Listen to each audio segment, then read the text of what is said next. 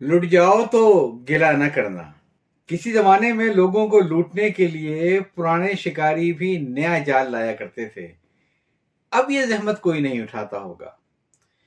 हम लोग माल बेमुज़्द यानी बिला मेहनत व मुशक्कत माल कमाने के ऐसे रसिया हो चुके हैं कि थोड़े थोड़े वक्फे से कोई ना कोई शिकारी कोई पुराना या नया जाल लेकर आ जाता है और अपने अमल से बेआवाज सदा लगाता है कि आओ परिंदो फंसते जाओ। और हम लोग आंखें बंद करके जाल पर टूट पड़ते हैं। जब फंस जाते हैं तो फड़फड़ाने लगते हैं। लेकिन उस वक्त तो ये होता है कि तड़पोगे जितना जाल के अंदर, जाल घुसेगा खाल के अंदर। जाल के पुराने या नए होने की अहमियत इसलिए खत्म हो चुकी है कि अब हम लोग अपनी ही दीनी तालीमात को फरामोश कर चुके हैं। मसलन मोमिन एक सुराख से दो बार नहीं डसा जाता वाली हदीस हमारे नजदीक ये है कि हम नामुमकिन हसूल खजीने की लालच में एक ही सांप के बिल में 1000 बार उंगली डालने के लिए तैयार रहते हैं कि शायद इस बार सांप न काटे बल्कि दफीना मिल जाए। जब हिर्स व हवस की कैफियत ये हो तो नया जाल लाने की जहमत कौन उठाए? पुराना जाल ही खूब है। पाकिस्तान बनते ही मुअम्मों, कमेटियों, कुरों, किस्तों बल्कि 1000 दिलकश नामों से सट्टों जुओं का जो कारोबार शुरू हुआ है वो कभी एक दिन के लिए न रुका।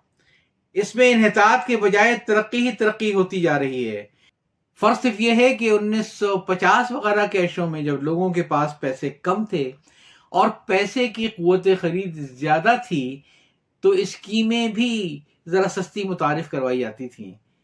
अब पैसा अफराद से आ गया है और उसकी कुव्वत खरीद भी शर्मनाक हद तक घट गई है, तो किस्तें भी लंबी लंबी मुकर्रर की जाती हैं। फिर इन स्कीमों में पैसा लगाने बल्कि डूबने वालों की लंबी लंबी कतारें लगी रहती हैं। कानून की किताबें उठाकर देखिए तो इस किस्म की कोई स्कीम जारी करना और उसमें हिस्सा लेना जुर्म है। लेकिन सवाल यह है कि इस जुर्म को पकड़ेगा कौन? जो महकमे इन जराइम को पकड़ने के जिम्मेदार हैं उनके जिम्मेदारों का रवैया हमेशा यही देखने में आता है कि जब तक इस किस्म की कोई स्कीम चलती रहती है वो अपने कान और आंख सब बंद रखते हैं और जो कुछ हो रहा है उसे होने देते हैं और आम लोगों के ख्याल के मुताबिक खुद भी इस शिकार में हिस्सेदार होते हैं। और जब किसी शिकारी का जाल फंसे हुए परिंदों से पूरी तरह भर जाता है, यानी मुआशियात की इस्तिलाह में सिचुएशन पॉइंट, नुक्ता सैराबी आ जाता है, तो इन महकमों के वही हिस्सेदार दौड़ते हुए आकर चीखने लगते हैं, हटो बचो और सरासर बेईमानी है, हम इसका कला कमा कर देंगे और बेईमानों का नामो निशान मिटा देंगे वगैरह वगैरह। और फिर होता यह है कि शिकारी तो मुस्कुराते हुए वहां से अलग हट जाते हैं बल्कि किसी दूसरी ऐसी ही पत्तेबाजी की स्कीम सोचने लगते हैं। जिम्मेदार महकमों के लोग अपनी मौजूदगी से कोई गैर पसंदीदा सूरत पैदा होने से रोकते हैं।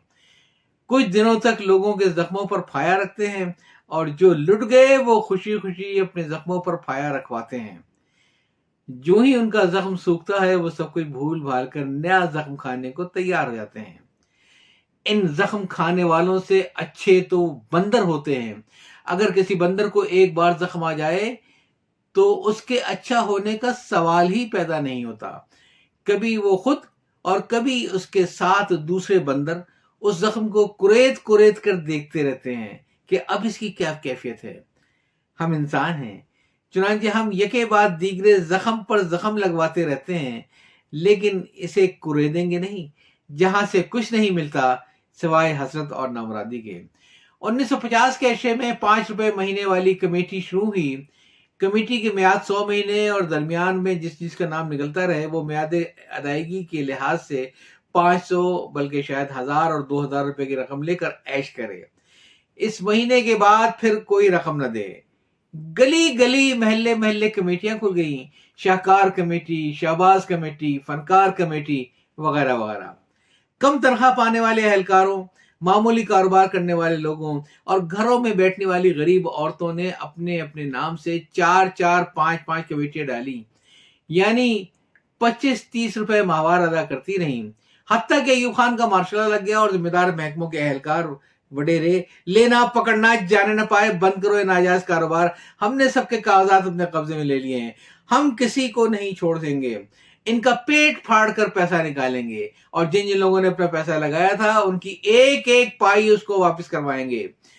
بہت سی متاثرہ خواتین تو شاید آج بھی اپنی پاس بکوں کو اپنے سینے سے لگائے اس امید میں جی رہی ہیں کہ اگر مرنے سے پہلے ان کا روپیہ واپس نہ ملا تو وہ مرنے کے بعد اپنی قبروں میں فلاں فلاں کو دعا کے ساتھ یہ پاس بک رکھوا دیں گی، اس دستاویزی ثبوت کے ساتھ کہ اللہ کے دربار میں اپنا مقدمہ پیش کریں گے۔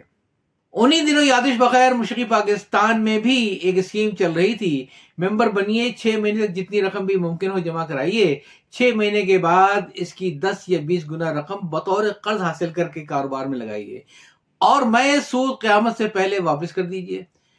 نقطۂ سیرابی آنے سے پہلے کار پروازان حکومت نے اپنی بیدار ہونے کا ثبوت دیا، اس اسکیم کے ذمہ داروں کو پکڑ کر سیفٹی ایکٹ میں بند کر دیا، اس طرح انہیں عوامی غیظ و غضب سے بچا لیا۔ یہ گورکھ دھندا اپنے متاثرین کو اس طرح زخمی کر گیا کہ وہ آج تک اپنے زخم چاٹ رہے ہیں۔ اور ہاں، یہ 4-4 5-5% ماہوار منافع والی کمپنیاں آپ بھول تو نہیں گئے؟ کیا مزے کا زمانہ تھا، آپ نے اپنا مکان بیچ کر 10 لاکھ روپے وہاں لگائے تھے، اور ہر ماہ ایک فرشتہ آپ کے گھر ایک بریفیس لے کر آتا تھا اور آپ کو 35,000 اور 40,000 روپے دے جاتا تھا۔ لیکن یہ لہر بہر بھی صرف 2-3 مہینے قائم رہی، اس کے بعد نہ تو رہا نہ میں رہا، جو رہی سو بے خبری رہی، اور اب اسے ڈھونڈیے چراغ رخ زیبا لے کر۔ آپ کو یاد ہوگا کہ اس قسم کی ایک کمپنی کا اشتہار ٹی وی تک پر آتا تھا، اس کے ڈھنڈورچی وہ صاحب ہوتے تھے جو ہر ہفتے ٹی وی پر مشترین کی دکان سے آتے تھے۔ اب کہاں ہیں؟ نہ پوچھئے۔ کیا میڈیا اخبار والوں میں سے کسی کو توفیق نہ ہوئی کہ اشتہار کی مد میں لیے ہوئے لاکھوں کروڑوں روپے کا کوئی حصہ یہ کہہ کر واپس کر دے کہ ہمیں نہیں معلوم تھا کہ یہ سب دھوکہ ہے؟ مشہور یہ ہے کہ ان کمپنی والوں نے جو کچھ کھایا اس کا 20-25% یہ اشتہاری ادارے اور 25-30% متعلقہ اہلکار کھا گئے۔ اب پھر بھرمار شروع ہوئی ہے، لاٹریوں، قرعوں اور کمیٹیوں کی۔ 2 پیسے کی ٹافی خریدیے، 2 لاکھ روپے کا انعام جیتیے۔ 18 مہینے تک 1,000 روپے مہینہ جمع کیجیے، جس مہینے آپ کا نام نکل آئے 18 انچ کا ٹی وی لے کر گھر والوں کے ساتھ ناچ گانا دیکھیے۔ آئندہ کسی ادائیگی کی ضرورت نہیں ہے، بلکہ اگر قرآن دازی میں آپ کا نام نکل آئے تو لاکھوں روپے کی کار بھی لے جائیے۔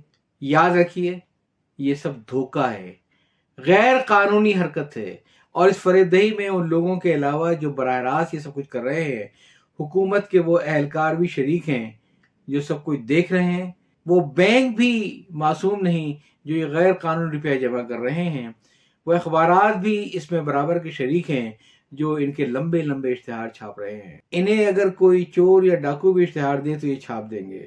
ان کا ضابطہ اخلاق صرف اور صرف روپے کے گرد گھومتا ہے۔ یہ اس وقت تک اشتہارات چھاپتے رہیں گے جب تک اسکیم چلتی رہے گی، اور جب اسکیم اپنے نقطۂ سیرابی تک پہنچ کر بند کر دی جائے گی تو پھر یہ لمبے لمبے اداریے لکھ کر عوامی ہمدردی کا اعلیٰ ترین مظاہرہ کریں گے۔ اور وہی وقت بھی ہوگا جب اسٹیٹ بینک، ایف آئی اے، کمپنیز کے محکمے، سی بی آر میں وزارت خزانہ، وزارت داخلہ، صوبائی حکومت وغیرہ وغیرہ، غرض سب لوگ شور مچانے کے لیے جاگ چکے ہوں گے، لیکن اس وقت تک آپ لٹ چکے ہوں گے۔ تو اگر آپ واقعی لٹ جانے والوں میں شامل ہوں تو پھر گلہ نہ کیجیے گا، کیونکہ ان چیزوں کے اصل ذمہ دار تو آپ خود ہیں۔ جو مال آپ نہیں خریدیں گے وہ شہر میں کیسے بکے گا؟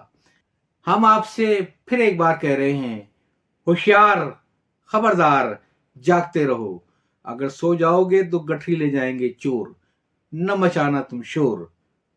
طارق عزیز صاحب سے بھی ہماری درخواست ہے کہ وہ اسمبلی میں متعلقہ وزراء کی توجہ اس جانب مبذول کرائیں، پرانی غلطیوں کا کفارہ بھی ہو جائے گا اور صحیح عوامی خدمت کا مظاہرہ بھی۔ یہ کالم 12 نومبر 1997 کو شائع ہوا تھا۔ یاد چاہتا ہوں۔ اللہ حافظ۔